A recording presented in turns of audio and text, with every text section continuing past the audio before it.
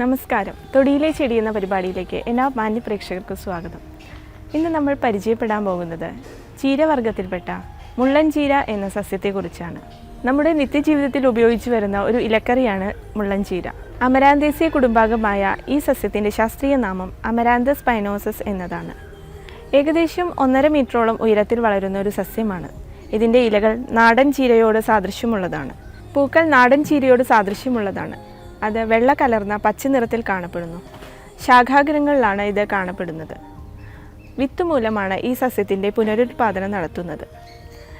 സസ്യത്തിൻ്റെ എല്ലാ ഭാഗങ്ങളിലും നിറയെ മുള്ളുകൾ കാണപ്പെടുന്നതുകൊണ്ട് ഇതിനെ മുള്ളൻ ചീര എന്നറിയപ്പെടുന്നു. വീട്ടുവളപ്പിലും റോഡരികിലും ധാരാളമായി കണ്ടുവരുന്ന ഒരു സസ്യമാണിത്. നമ്മുടെ നിത്യജീവിതത്തിൽ അത് ഉപ്പേരിയായും കറിയായും ഉപയോഗിച്ചു വരുന്നു. ധാരാളം പോഷകമൂല്യമുള്ള ഒരു സസ്യമാണിത്. ഇല, തണ്ട്, വേര് തുടങ്ങിയവയാണ് ഇതിൻ്റെ പ്രധാനമായ ഔഷധയോഗ്യ ഭാഗം. ധാരാളം വൈറ്റമിനുകളും പ്രോട്ടീനും അടങ്ങിയിട്ടുള്ള ഈ സസ്യം നമ്മുടെ നിത്യജീവിതത്തിൽ എന്നും ഉപയോഗിക്കുന്നത് വളരെയധികം ഫലപ്രദമാണ്. ദഹന പ്രക്രിയ ത്വരിതപ്പെടുത്തുന്നതിനും മലബന്ധം ഒഴിവാക്കുന്നതിനും ഇത് നല്ലൊരു ഔഷധമായി ഉപയോഗിക്കാവുന്നതാണ്. രക്തസമ്മർദ്ദം, പ്രമേഹം തുടങ്ങിയവ നിയന്ത്രിക്കുന്നതിനും ഇത് നല്ലൊരു ഔഷധമായി ഉപയോഗിക്കാവുന്നതാണ്. ഇതിൻ്റെ കൂടുതൽ ഔഷധ പ്രയോഗങ്ങളെക്കുറിച്ച് ഡോക്ടർ CM ശ്രീകൃഷ്ണൻ നിങ്ങളോട് വിശദീകരിക്കുന്നതാണ്.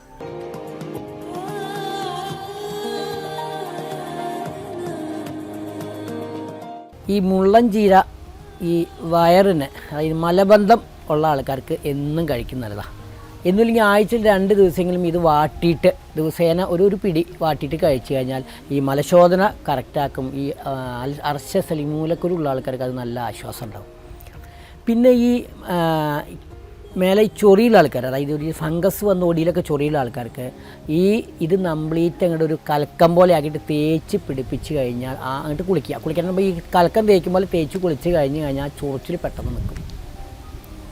പിന്നെ ഇത് സ്വാദിഷ്ടമായ നല്ലൊരു ഭക്ഷണമാണ്. ആഹാരത്തൂടെ കഴിച്ചു കഴിഞ്ഞാൽ ആരോഗ്യം ഉണ്ടാകാൻ പറ്റിയ നല്ലൊരു വിഭവമാണിത്. ദിവസേന കഴിക്കാൻ നല്ലതാണ്. അല്ലെങ്കിൽ ആഴ്ചയിൽ 2 ദിവസമെങ്കിലും കഴിക്കാൻ നല്ലതാണ്.